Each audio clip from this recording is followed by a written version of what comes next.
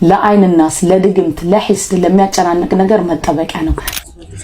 ዛሬ ለአሲያና ለመሰሎቿ አጥጋቢ የሆነ ምላሽ በሼህ ኤልያስ አህመድ ይዘንላችሁ ብቅ ብለናል።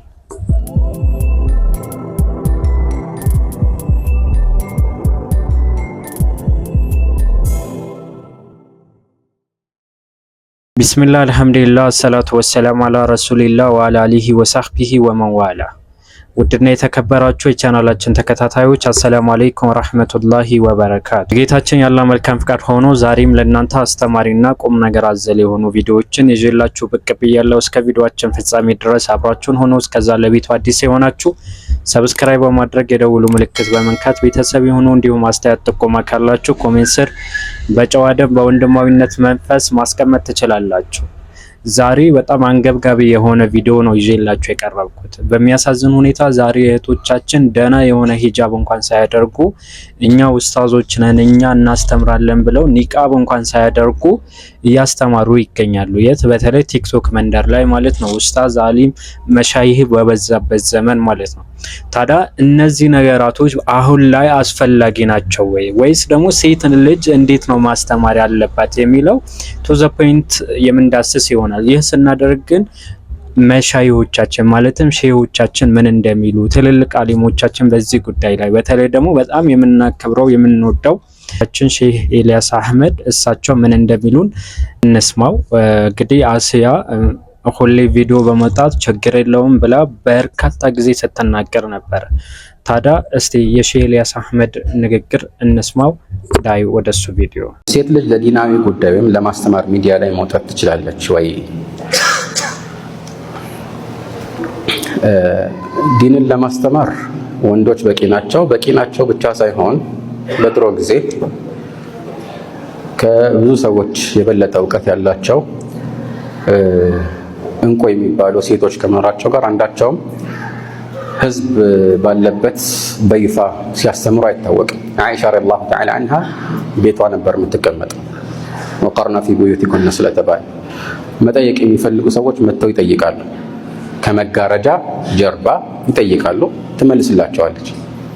ግልጽ ነው። በዚህ ሁኔታ ለህዝብ ይፋ በሆነ መልኩ ራሷን ሳታጋልጥ ነበር የሴት ልጅ የምታስተምረው። በትክክልም መሆን ያለበት እንደዛ ነው። ግልጽ ነው። እና ከዚህ አንፃር ሴት ምንም እንኳን ያኒ ፊቷን ሸፍና በደንብ ተጠባብቃ ራሷ ማለት ጥብቅ በሆነ መልኩ ቢሆንም እንደዚህ ይፋ በሆነ መልኩ ማስተማሩ አይታወቅም በእስላም ታሪክ።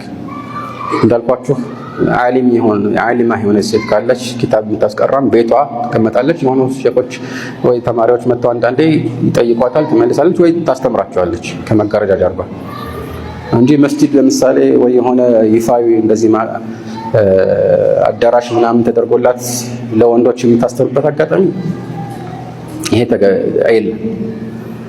እና ጭራሽ ደግሞ ፊቷን ገልጣ ተኳኩላ አምራ ምናልባት ወጣት ሆና ኧረ ችግር የለም ኒቃብ እኮ ኺላፍ አለው ትላለች። ኒቃብ ኺላፍ አለው ማለት እንደዚህ አምሮ በተለይ ወጣት ሆና ለህዝብ መድረክ ላይ ቆማ ማስተማሯ ኺላፍ አለው ማለት ነው። ኒቃብ ኺላፍ አለው? አዎ ኺላፍ አለው። እንኳን አብዛኞቹ ዑለማዎች አይቻልም ቢሉ አንዳንድ ሰው ግራ እንደ አብዛኞቹ ይቻላል አይደል እንደሚሉት ነው የሚለው። ለአብዛኞቹ አይቻልም ነው የሚሉት። ወደድን ጠላን አብዛኞቹ ዑለማዎች አይቻልም ነው የሚሉት። የድሮ መዛቦችን ስንመለከት ግን አንዳንድ ሰው የሚታታበት አንዳንድ ዑለማዎች አውራ ነው አይደለም የሚለው አይ አውራ አይደለም ይላል። ያን ሊሸፈን የሚገባ ሀፍረተ ገላ አይደለም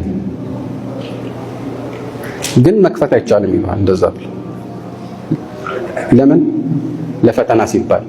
ስለዚህ ለፈተናም አሉ አውራ ስለሆነም አሉ በሆነ መልኩ ብቻ አብዛኞቹ ዑለማዎች ክልክል ነው ይላሉ።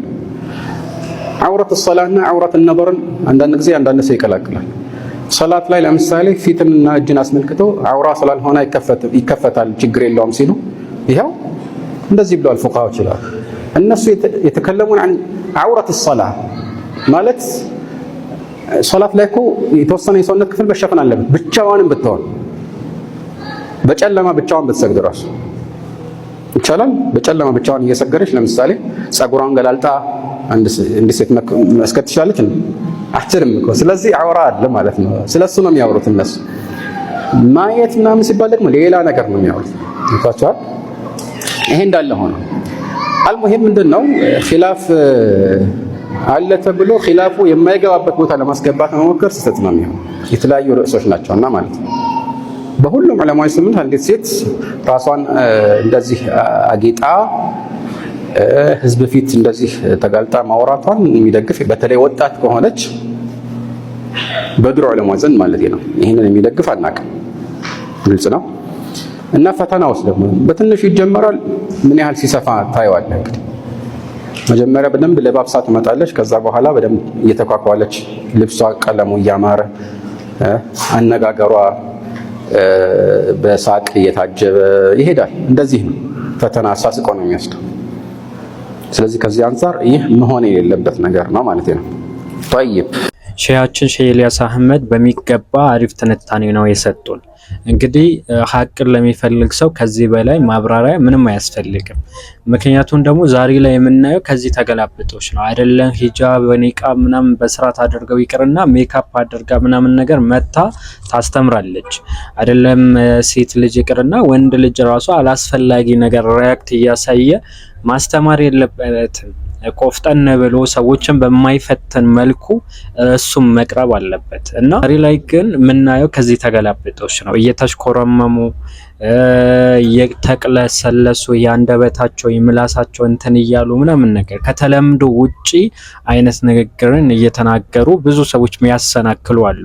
ይህን ነገር የተናገረው እኔ አይደለሁም። ጌታችን አላሁ ሱብሓነሁ ወተዓላ በተከበረው ቃሉ በሱረቱል አልአሕዛብ ሁሌ ነው ማነሳት አይ ቲንክ አንቀጽ 36 አካባቢ ይመስለኛል የነቢዩ አለይሂ ሰላቱ ወሰላም ሚስቶች የምእመናን ደግሞ እናት የሆኑ ሚስቶች ሳይቀር እንኳን ማለት ነው ድምጻቸውን ማቅለስለስ እንደሌለባቸው ያ በልቡ በሽታ ያለበት ሰው ሌላ መጥፎን ጥርጣሬ እንዳይጠራጠር ማቅለስለስ እንደሌለባቸው ይናገራል።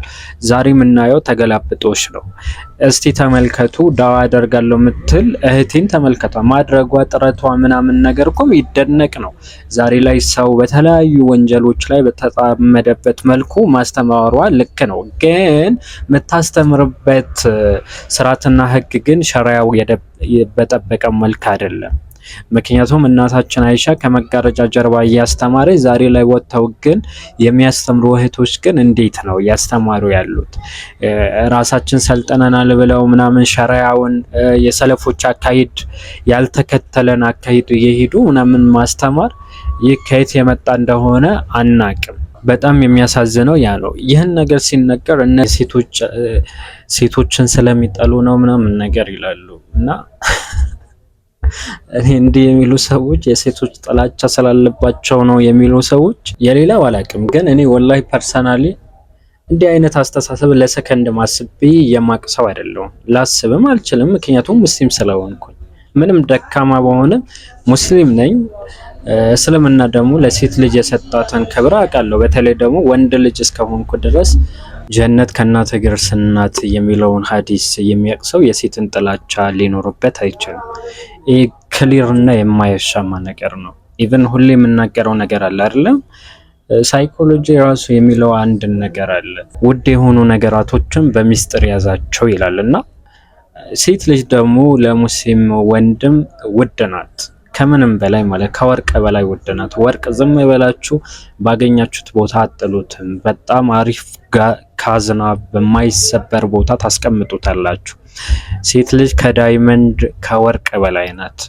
ስለ ሴት ልጅ የሚያውቅ ዝም ብሎ ሴት ልጅ ሚዲያ ላይ አውጥቶ የማንም ጋጣወጥ መጥቶ ዝም ብሎ እንዲያዋራት ማድረግ አይደለም። ይህ የሴት ልጅ ክብር መጠበቅ ሳይሆን ሴት ልጅን እንድትዋረድ ማድረግ ነው። አንድ ወንድም አስቀምጡና እስቲ ከሆነ ወንድ ጋር እህትህን ስትሄድ ብታይ ደስ ይልሃል ምናምን ብላችሁ ጠይቁት። በፍጹም ደስ አይለው። ምናልባት ልጁ ራሱ ሊመታው ይችላል ማንነቱን የማያውቅ ከሆነ ማለት ነውና በዚህ ልክ ነው። ጥላቻ አይደለም ግን የነብዩ አለይሂ ሰላቱ ወሰላም የቁርአንን አስተምሮት ተከተሉ ለማለት ያክል ነው። አለኩልህል ዛሬ ይህን ካልኳችሁ በሌሎች ቪዲዮዎች እንመለሳለን። ወሰላም አለይኩም ባይ